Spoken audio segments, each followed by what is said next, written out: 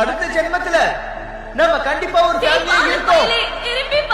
நான் உங்க பையன், நீங்க ரொம்ப நல்ல அம்மா. உங்களுக்காக நான் 7 கடலையும் தாண்டி வருவேன்.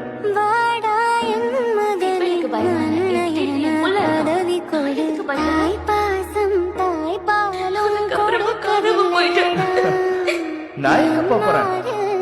தூங்க கிடைக்கவில்லை.